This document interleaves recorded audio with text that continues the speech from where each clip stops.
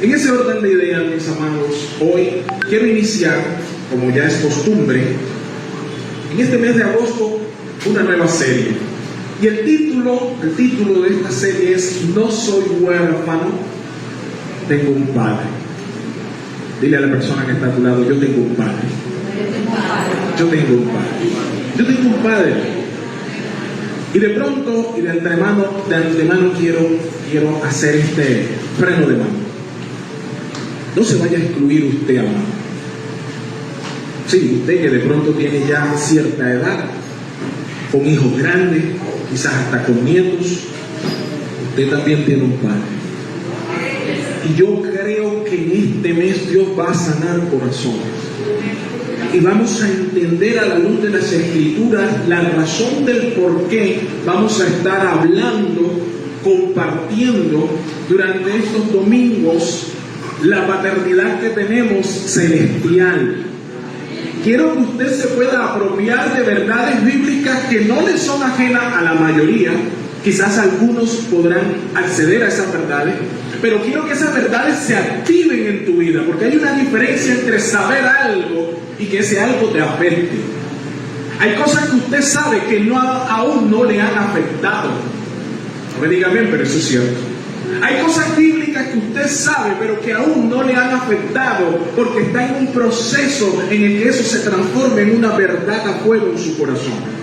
Algunos de nosotros sabemos principios escritales, por ejemplo, respecto al matrimonio, respecto a la crianza de hijos, pero se activarán el día que te cases o el día que críes. ¿Usted me está entendiendo? Todo tiene su tiempo, dice la Escritura. Así que quiero y ruego al Señor que en el mes de agosto, yo como siempre hoy voy a... Gracias, mi amor. Yo como siempre hoy voy a pavimentar la calle, la primera etapa, seguramente con el resto de las enseñanzas entre nuestro pastor Nafer y persona, estaremos redondeando este texto, este testimonio, porque si hay algo que yo quiero resaltar es que la iglesia de Cristo a veces se le olvida que es una iglesia que tiene un padre. Y me propondré anticipadamente, con toda la tesis que lanzaré hoy en la mañana, con la dispensación de usted, su atención, me pondré a demostrar eso, a ver las afectaciones que ello trae, y desde luego también invitarle a que pueda conmigo emprender un camino. Ahora bien, está hablando el Señor a David con respecto a Salomón y una intención que David tenía en su corazón de hacerle morada al Padre. Pero me quiero referir al versículo 6 al 7. Dice la Biblia: me ha dicho Salomón tu hijo, él edificará casa y mis atrios, porque a este he escogido por hijo y yo le seré a él por padre. Asimismo yo confirmaré su reino para siempre, si él se esforzare a poner por obra mis mandamientos y mis decretos, como en este día. Y yo quiero resaltar la frase, porque de aquí quiero arrancar, cuando dice el Señor a David respecto a su hijo Salomón, dice: porque a este Salomón he escogido por hijo y yo le seré a él ¿qué? Por padre.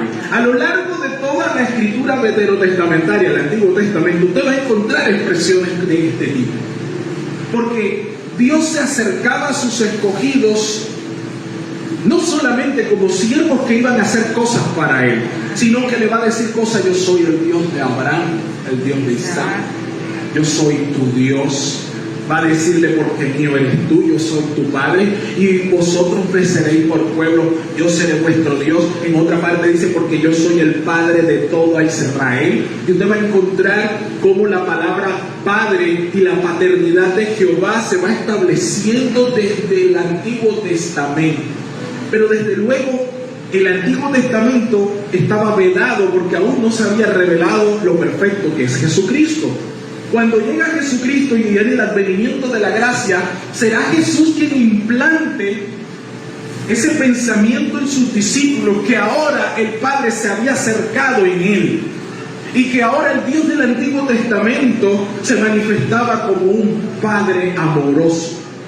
Él va a decirle a sus discípulos: cuando oréis, lo haréis de esta manera. Y lo primero que les dice es: digan, Padre que estás donde. Característica: Padre vuestro. Es Jesús quien va a decir: porque vuestro Padre que te ve en los secretos te va a recompensar en lo público. Y empieza el entramado a lo largo de la literatura del Nuevo Testamento, afirmando una poderosa verdad de que tú y yo hacemos parte de una familia. Por eso, cuando como pastor me atrevo a afirmar que hacemos parte de esta familia, es porque creo que hay una casa. Amén. Y como una casa se establece un hogar, se establece una normativa. Me encanta cuando el Señor le dice a todo Israel: traigan ofrendas a mi casa.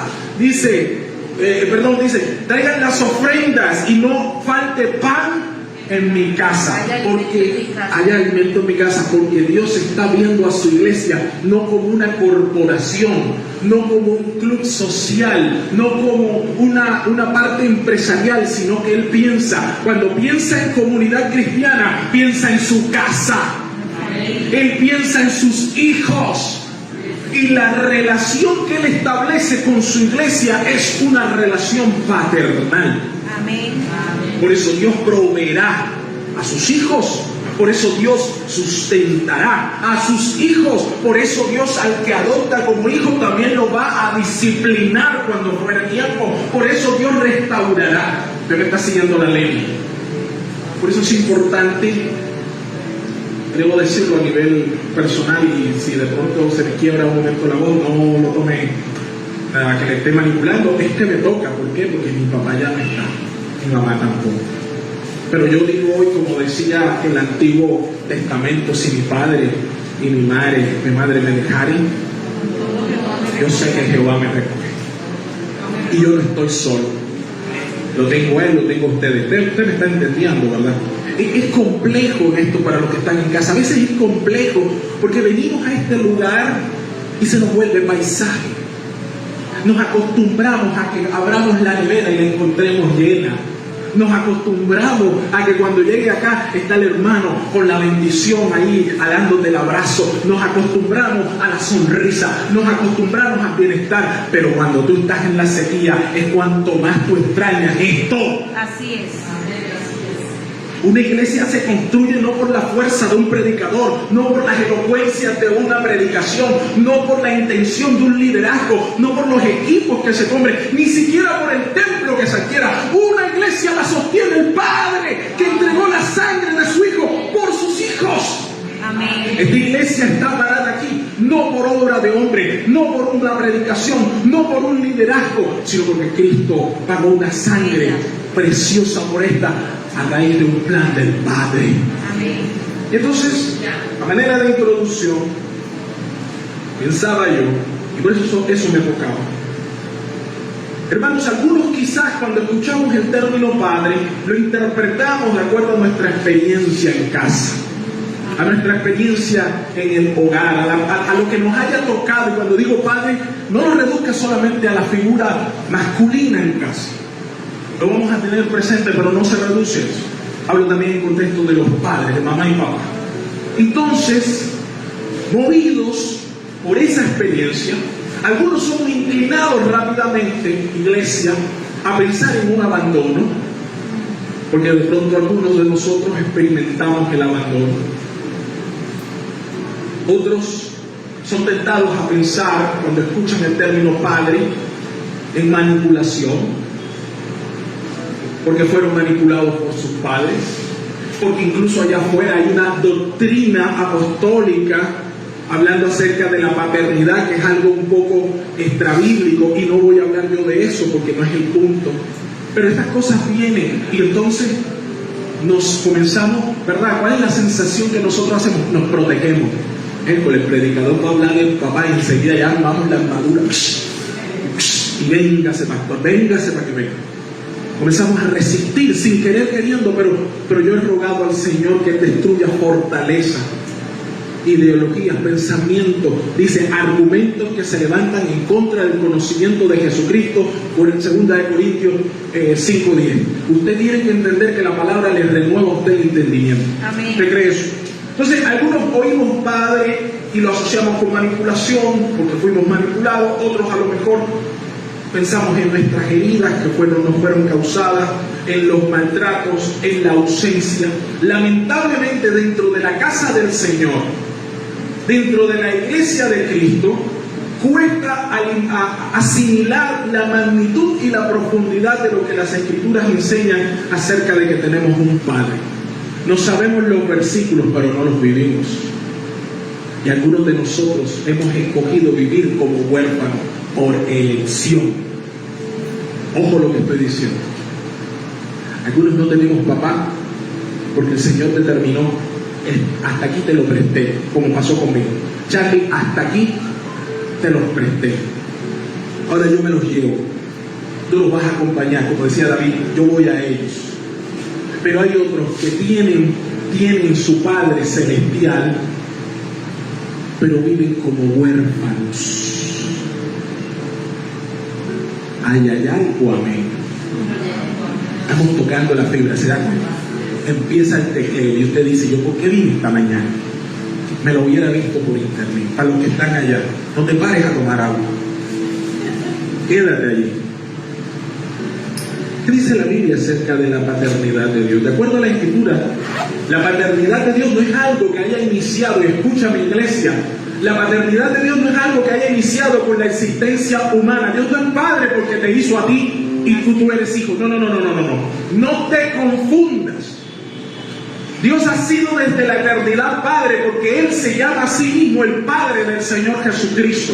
Cuando hemos estudiado acerca de la Trinidad, hay un concepto teológico que se llama la economía de la Trinidad, donde cada uno de los integrantes, siendo uno, asume roles diferentes. Entonces el Padre establece un plan de salvación, el Hijo se compromete con ese plan a ser Él el medio salvífico, se sacrifica, y el Espíritu Santo se compromete a revelar ese sacrificio de Jesucristo y hacerlo efectivo en ti.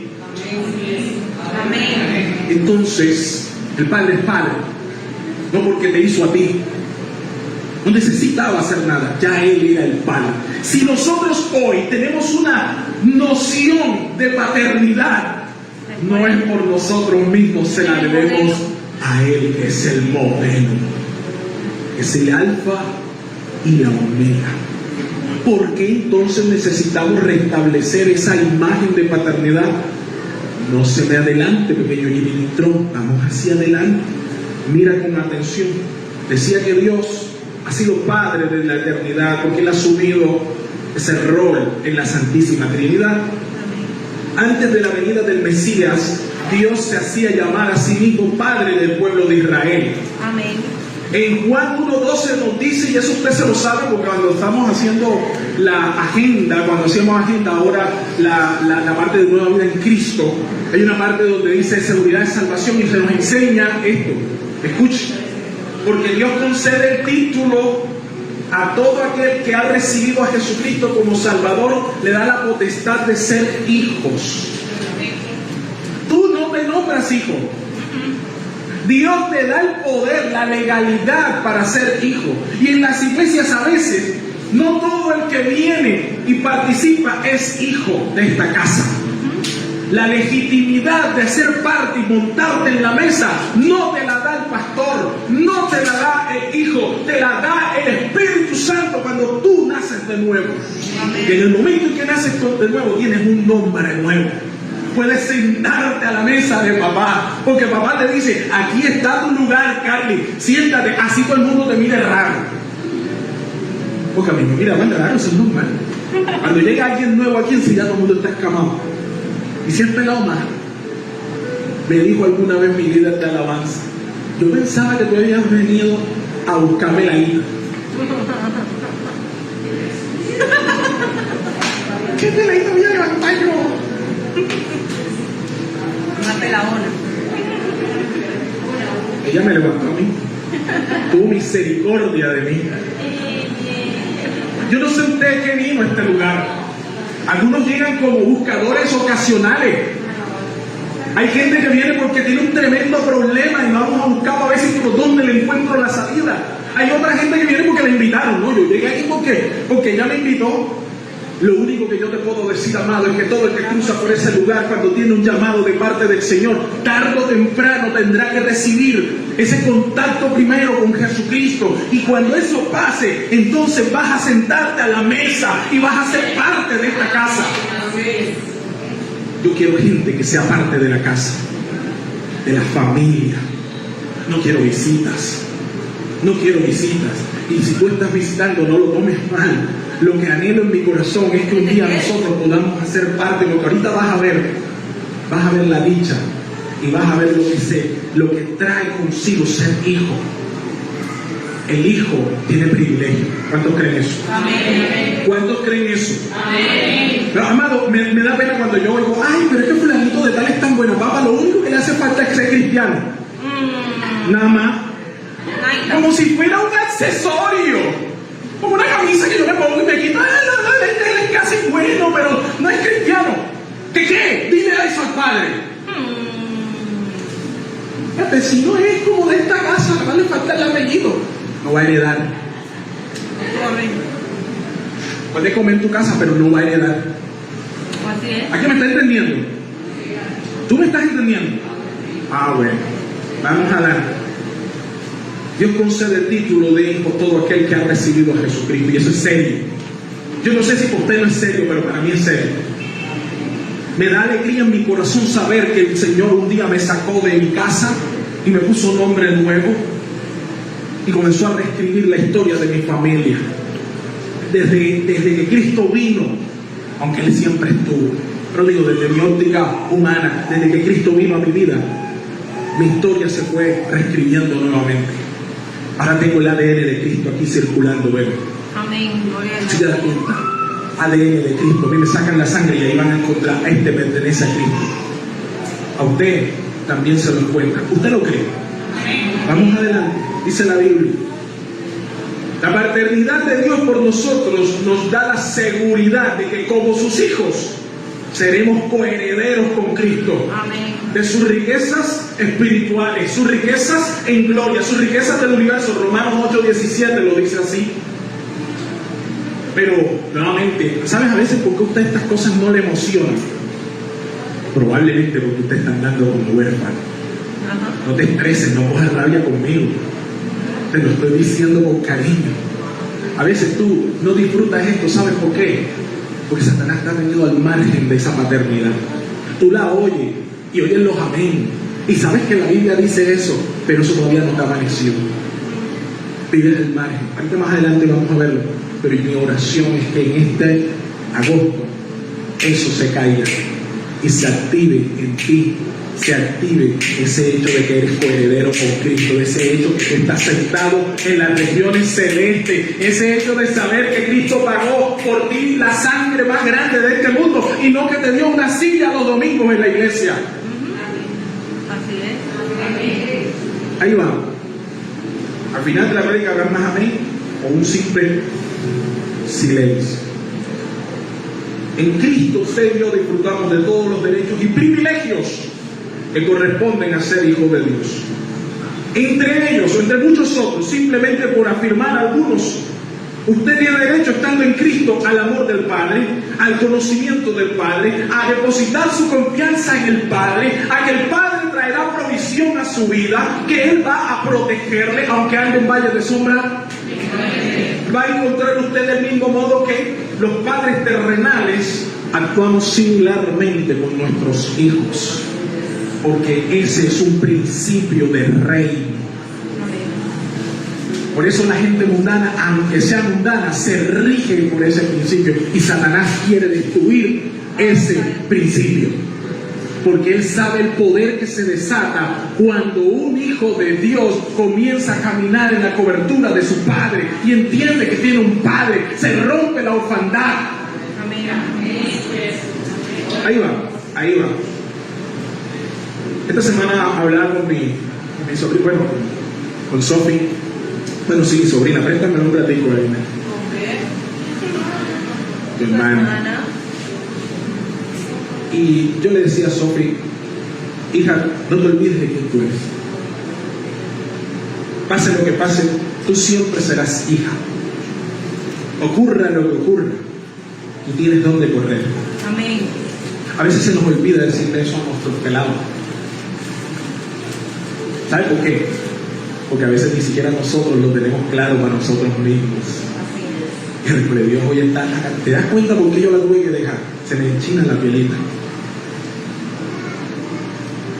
Hay sanidades que no se han dado porque simplemente ni siquiera la hemos entendido la magnitud de esta consecuencia espiritual que vivimos. Porque estamos demasiado inmersos en órenme, en llévenme, en tráiganme, y no entendemos la complejidad y la profundidad del reino. Hijas e hijos que podrían marcarse un destino poderoso cuando estas verdades amanezcan, y a ti te están amaneciendo, y dale la gloria al Señor por eso. Viniste esta mañana para que Dios trajera ese pensamiento. Pastor, pero es que ya mis hijos están grandes y tienen hijos. ¿Y ya dejó de ser tu hijo? Entonces esta palabra también es para ellos. ¿Usted me cree eso, verdad? Y para los nietos que vengan, ¿sí o no? Y para el sobrino, y para los demás. Entonces, escucha. Cuando tenemos un hijo y este tiene problemas, ¿a dónde suele ir? Casi siempre, ¿a dónde se va? ¿A dónde? ¿A dónde? ¿A dónde? Verídico. Si no va, ¿a quién llama? Mamá, a mí me está pasando. ¿Sí o no? No todos los casos, yo sé que no. Yo sé que no. Yo sé que no. Pero la mayoría de las veces ocurre porque es un principio espiritual que uno, cuando tiene problemas, siempre recurre al lugar más seguro que tiene próximo, y a veces ese lugar más seguro es tu casa. Usted lo ha entendido, ¿verdad? Sabes que en la iglesia debería ocurrir así.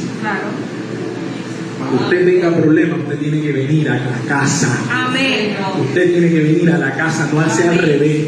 Tiene problemas, usted se pierde. Deja de ser huérfano, cabezón. Por eso tienes un padre que pone: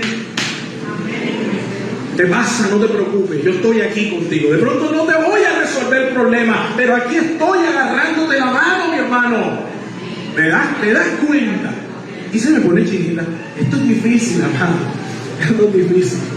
Y yo le decía, Señor, esta es una verdad grande que necesita la iglesia, ¿me entiendes? Meterla, porque es que estamos cómodos, hermano, estamos cómodos, esperando que el pastor haga todo, que el líder haga todo, y que ponga la cámara, y ponga las luces, y te prenda el aire, y te limpie la silla, y te vaya a no sé qué, y te prepare la prédica, y tú vienes. Sorpréndeme, flaco. En mi caso, gordo, ¿no? Amado, y lo que usted está haciendo en casa, ¿qué? Y la gloria de Jehová en su vida, ¿qué? ¿O es que acaso el Dios mío es más grande que el suyo? Le pregunto yo eso a usted. Los dos tenemos el mismo Padre. Amén. Y comemos en la misma casa. Y nos sentamos en la misma mesa. Y lo extraordinario que me ocurre a mí, también te ocurre a ti. Los hermanos allá en casa, ¿qué le pasó al pastor que desaparece de plano? Tranquilo, hermano. Ilustraciones que hacemos aquí.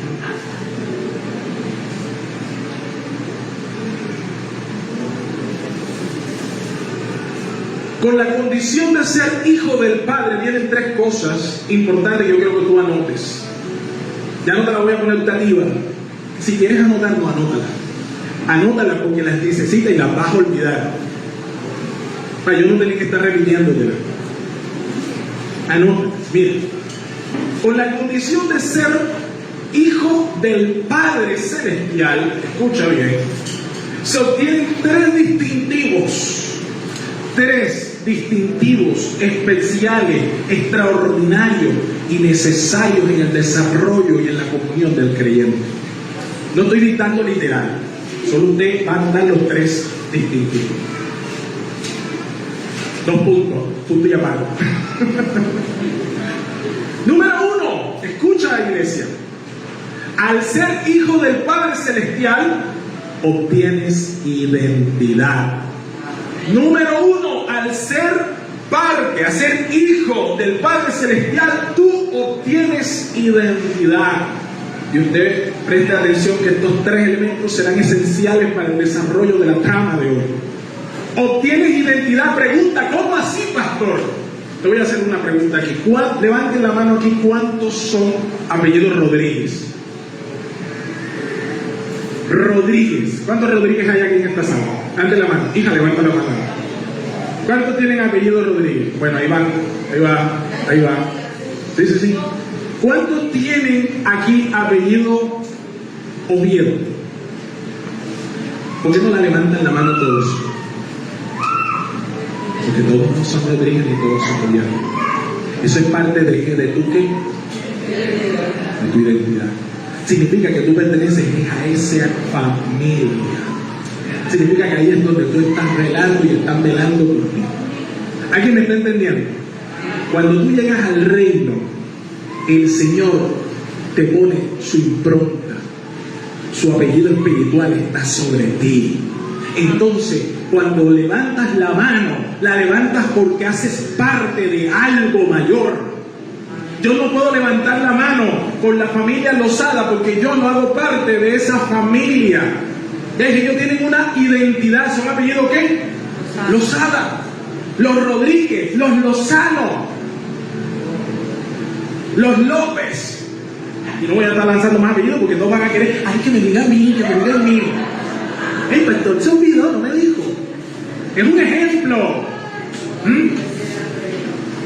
No eres López, no eres Rodríguez, eres la identidad que Dios permitió que tú seas. Y en el reino ocurre de manera similar. Tu apellido espiritual te da pertenencia ¿a dónde? A esta casa.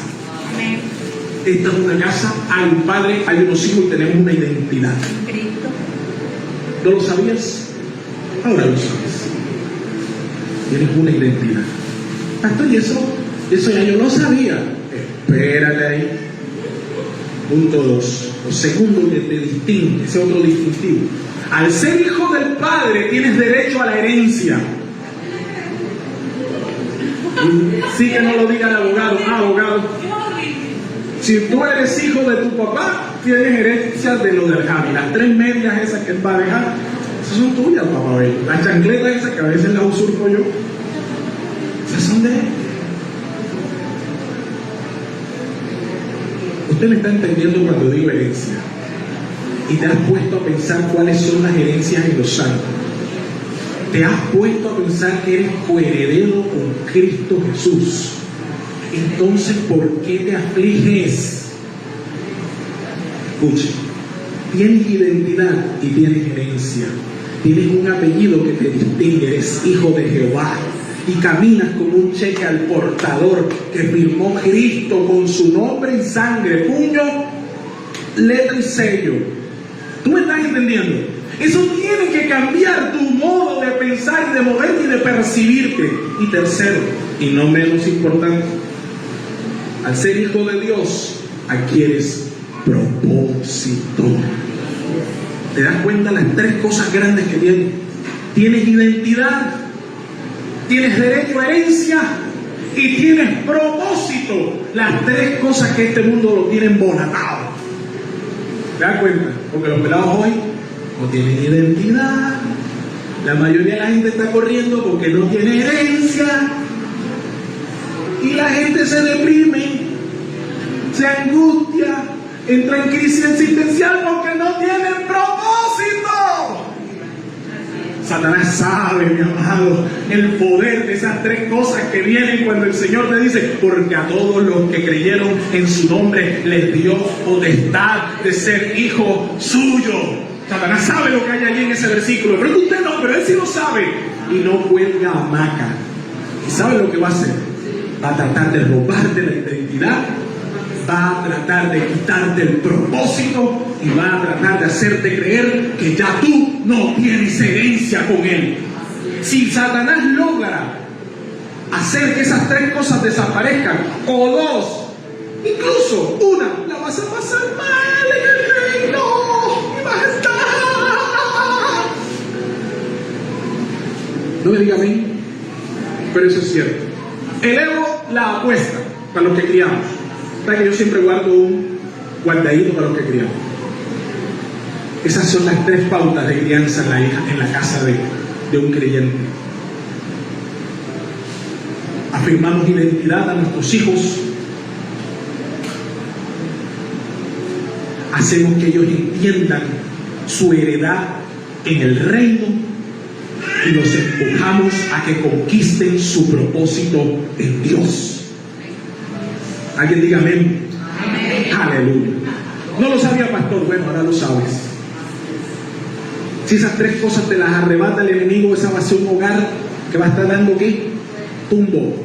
No saben para dónde van, no saben de dónde vienen, no saben lo que tienen. Vendrás a la iglesia, participarás, pero ahí no va a ser nada relevante. Usted me va entendiendo.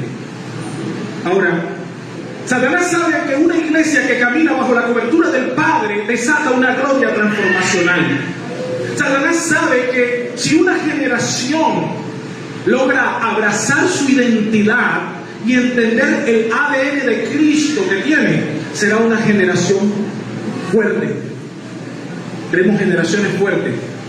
Hay que empezar a trabajar en la identidad de esa generación. Amén. Su propósito, su herencia.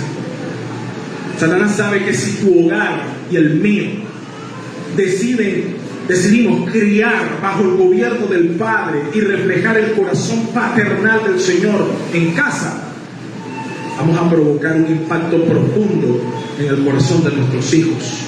Y ese hogar será un reflejo genuino del Evangelio. ¿Por qué están callados? ¿Callados o distraídos? O peor, las dos. O ay, ay, ay. Bueno, pastor, ya que usted lo dice. ¿Se da cuenta por qué se había quedado ahí en déjalo para después? Voy a leer para ti la parábola del hijo pródigo, porque nos enseña lo que es la paternidad de Jehová y lo que significa vivir sin ella, de manera rápida y conclusiva. Miren acá, Lucas 15, versículos del 11 al 32, nos narra una parábola que está, entre otras cosas, en un contexto. El punto de la parábola es que Jesús está hablando acerca del reino. No está hablando de otra cosa sino del reino. Y Cristo quiere hacer una analogía con un montón de parábolas para que su audiencia pudiese entender cómo es el funcionamiento del reino, sin tanto pam pam, simplemente que entendiera cómo es el corazón del Padre. Entonces Jesús también dijo, un hombre tenía 2 hijos, y el menor de ellos dijo a su padre, Padre, dame la parte de los bienes que me corresponde. Y él les repartió los bienes, verso 13. No muchos días después, juntándolo todo, el hijo menor se fue lejos. Dice, a una provincia como Apartada. ¿hacia dónde se fue? Lejos. ¿Y esa provincia era qué? Apartada. Este muchacho tenía un plan. Mira acá. Dice, allí, en esa provincia apartada, desperdició sus bienes viviendo perdidamente. Versículo 14. Y cuando todo lo hubo malgastado, vino una gran hambre en aquella provincia y comenzó a faltarle. Verso 15. Y se fue y se arrimó a uno de los ciudadanos de aquella tierra, el cual le envió a su hacienda para que apacentase cerdos. Verso 16. Y deseaba este joven llenar su vientre de las algarrobas que comían los cerdos, pero nadie le daba. Verso 17. Volviéndose en sí, él dijo, ¿cuántos jornaleros en casa de mi padre tienen abundancia de pan? Y yo aquí perezco de hambre. Verso 18. En un plan, otra vez. Me levantaré e iré a mi padre y le diré, Padre, he pecado contra el cielo y contra ti. Ya no soy digno de ser llamado tu hijo. Hazme como a uno de tus jornaleros. Y levantándose vino a su padre. Vamos a dejar ahí. Entonces, rápidamente. Todo inicia con una falsa promesa. La falsa promesa, la tentación que hace Satanás es: afuera será mejor. Claro. Afuera será mejor. Sí. Mucha gente en la iglesia, estando en la casa, teniéndolo todo, un día se levantan con esa falsa promesa. No, la Biblia no nos dice por qué esta promesa llegó al cerebro de este joven y cómo fue implantada. No nos lo dice. Nosotros podemos suponer, podemos especular: las malas conversaciones corrompen las sanas costumbres, influencias del sector, lo que sea. Lo cierto es que este muchacho un día se levanta con un deseo. Y escúchame aquí. Él tenía un deseo que era irse lejos y apartarse. Escucha. Los deseos no son propósitos. Y hay gente que confunde eso. Hay gente que cree que si tiene un deseo, tiene un propósito. ¡Error! Usted puede tener un deseo. Ahora, usted puede hacer de su deseo un propósito, sí. Pero el propósito es una visión que proviene de arriba. Este joven tenía eso, un deseo. ¿Cuál era el deseo? Irse. ¿Y irse cómo? Lejos. Estaba aburrido de los mismos cánticos, de las mismas caras, la misma pintura, el mismo ventilador, el videolink que ya casi no se ve. No crea que usted tiene problemas visuales, es que está así, ya está así, tiene años. Usted se pone a ver la letrica, es lo que dice ahí. Verle la cara al mismo predicador que engorda y no rebaja. ¿Me entiende? Hay un punto donde algunos tenemos esa idea de que afuera va a ser mejor. Error. ¿No es verdad? Punto 2. Dios siempre tiene un plan. Y cuando Dios tiene un plan, ¿no se ha dado cuenta que aquí vamos a encontrar otro detalle que ya habíamos visto en las prédicas anteriores? Aquí se activa otra vez una hambruna. Oye, a Dios le gusta, ¿verdad? Cuando tú te pones audaz y quieres correr veloz, cauteloso en contra de Dios, ¿sabes qué te manda Dios? Ay, cara. Agárrate ahí y te aprieta. Eso es serio. Pero ¿qué es lo malo que yo he hecho? Nada más te vas de mi cobertura. Pero Dios te ama tanto. Y no está pensando usted en el hijo, en el sobrino o en el amigo. Yo estoy hablándote a ti en esta mañana. Ay, eso le pasó a mi sobrino. Ay, eso le pasó a mi hijo. Ay, eso le pasó a un pelado.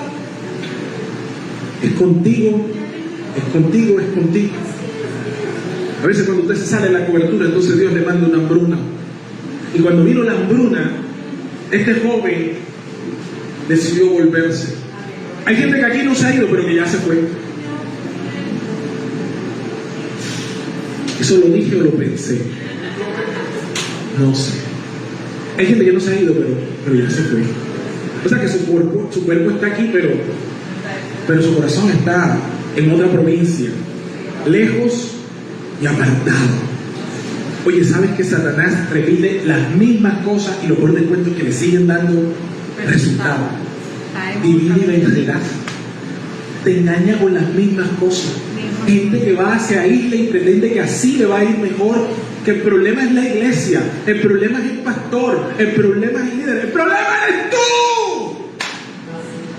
Estás caminando sin cobertura. Amado barra amado. Este joven se va. Y cuando se va, dice que malgasta todo. Y cuando lo hubo malgastado, vino la hambre. El hambre le vino cuando se acabó la cuenta. Antes de eso, él pensaba, la hice.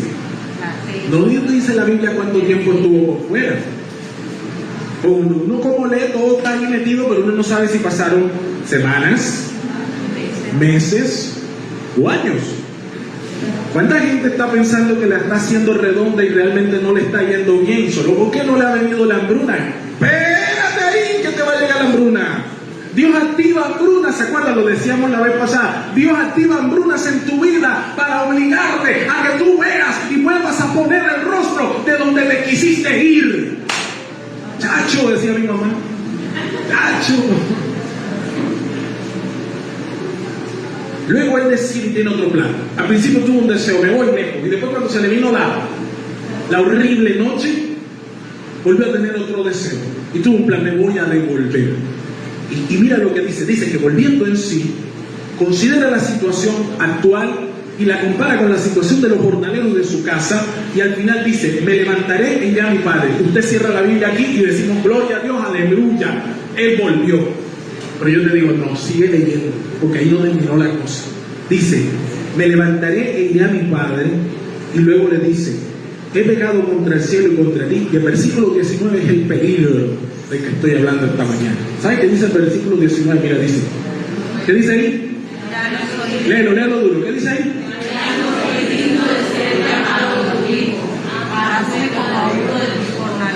Y la mayoría de los predicadores asumen que esto es arrepentimiento.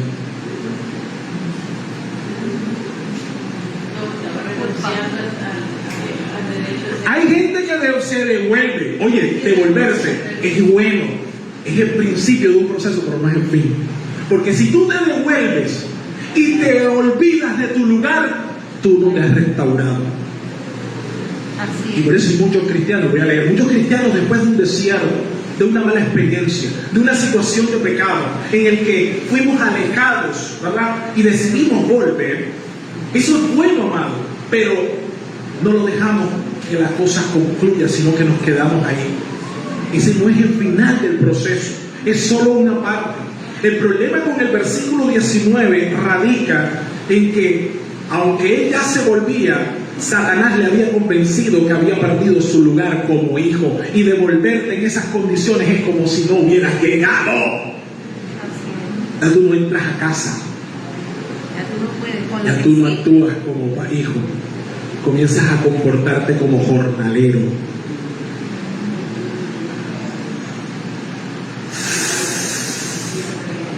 Amén. Ay. Sí. Yo no sé qué cosas han pasado en tu vida, pero algunos, y leo,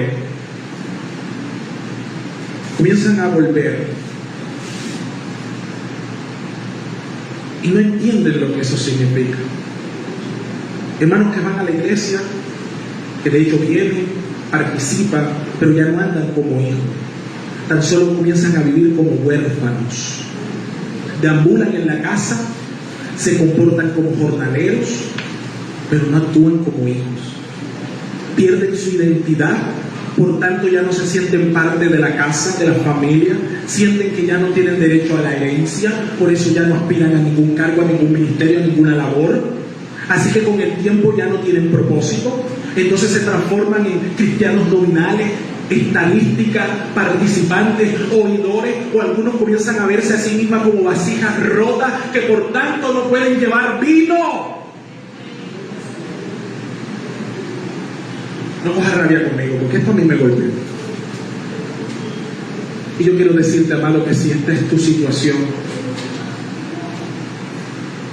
en Cristo hay restauración. Amén, gloria a Dios. Dice: yo soy una vasija rota, ya no puedo llevar vino, ya Dios no me puede usar, otros pueden, yo no. Entonces en esa posición, amado, tú vas a perder el interés, te vas a volver desentendido del reino, apático en la casa, resistente a la enseñanza. Estás, pero no estás. Y yo le hago una pregunta: ¿Cristo te salvó para eso? ¿Es tan pobre la gracia y la gloria del Santo Dios de Israel que no puede contigo? Tu condición es una situación inamovible. La Biblia nos dice que no. Mire con atención. Cuando este muchacho viene con esa estrategia y con ese argumento metido en el cerebro, porque él lo venía practicando en el camino, como cuando estábamos chiquitos y íbamos a comprar la tienda y íbamos repitiendo la lista. ¿Se acuerdan? Salchichón, una barra de mantequilla, un litro de leche, y uno va así por todo el camino, ¿verdad? Apillándose, ¿verdad? Siguiéndose al libreto que Satanás está metido. Pero este joven no contaba con una realidad poderosa dentro del reino que en esta mañana la iglesia tiene que adquirir. Porque cuando este hombre dice que se iba a levantar, y efectivamente se levantó y vino su padre, verso 20, dice que cuando aún él estaba ¿cómo?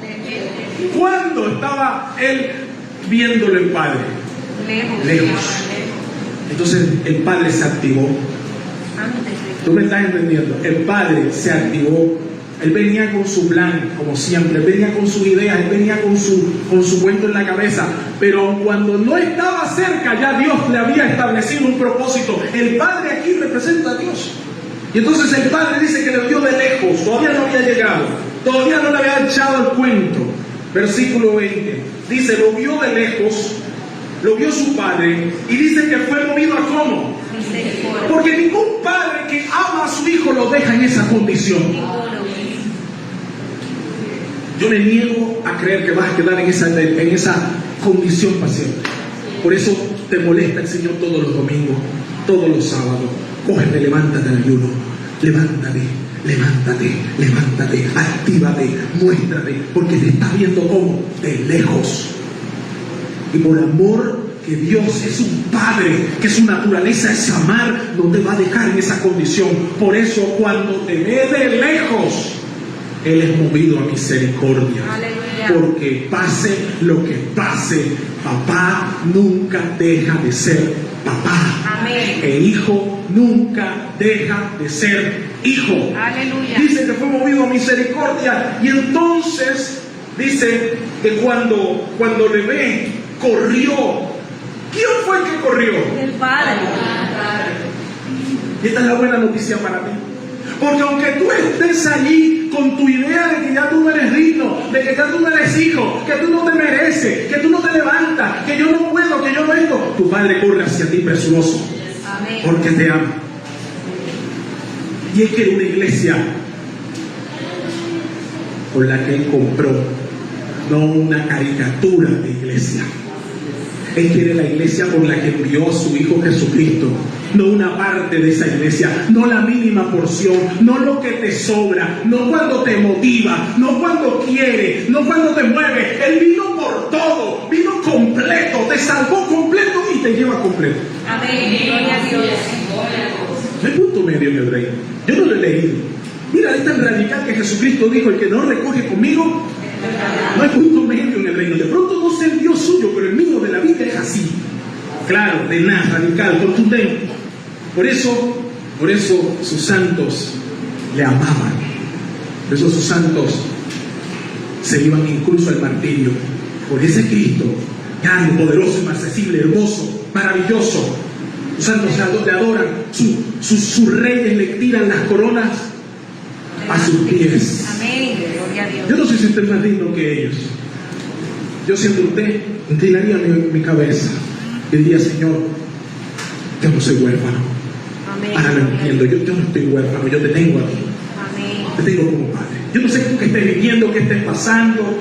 Entiendo que llevamos situaciones, sé que hay momentos difíciles, pero tú tienes que entender hoy que tienes un padre que está corriendo hacia ti. Un padre que fue movido a misericordia y que no te quiere dejar en ese estado. Así que haz algo bueno, sacúdete en esta mañana y da ese paso, porque el Padre ya activó todo lo necesario para que tú te levantes. ¿No lo sabías? Ya lo sabes. Así que dice que su padre le vio movido a misericordia y corrió y se echó sobre su cuello. ¿Y qué más hizo? Le besó. El hijo le echa su retaína. Versículo 21 le echa su retaína. Yo no soy digno, ¿te acuerdas? Así le dice. Pero el Señor, en boca de este padre, el versículo 22 le pone un bendito pero. ¿Se da cuenta? Pero, dice, el padre dijo: sacad el mejor vestido, vestirle, ponerle un anillo en su mano, calzarlo en sus pies. Escucha eso. Dice: calzados sus pies y traed el becerro gordo y matarlo y comamos y hagamos fiesta. Razón. Porque ¿qué? El solo hecho de que tú seas hijo ya hace que el Señor haga fiesta por ti. Amén. Dos amén nada más. ¿Y el resto qué? ¿Asalariados aquí o qué? Jornalero. El solo hecho de que tú seas hijo hace que en el reino haya fiesta por ti. Gloria a Dios. Amén. Comunal. Está bien, bonito. Concordante. Yo cierro con él. El Padre nunca dejará de ser tu Padre. Y el hijo, y si tú eres hijo, nunca dejarás de ser hijo. Amén. Es un vínculo inquebrantable. Va más allá de lo que tú puedas hacer, decir o tener. Yo quiero una iglesia que sienta la paternidad de su padre. Amado, amada, yo no juzgo tu situación. Yo sé que todos estamos batallando. Sé que todos estamos batallando, cada uno en nuestro lugar. Pero no te olvides que tienes un Padre celestial. Amén. Actúa entonces en consecuencia. Actúa como hijo. Levántate como hijo. Siéntate a la mesa como hijo.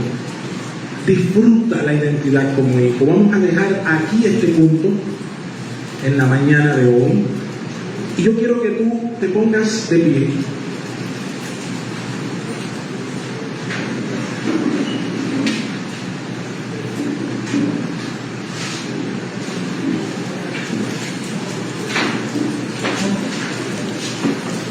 Yo quiero que tú te pongas de pie y podamos percibir en nuestro corazón la realidad de estas palabras.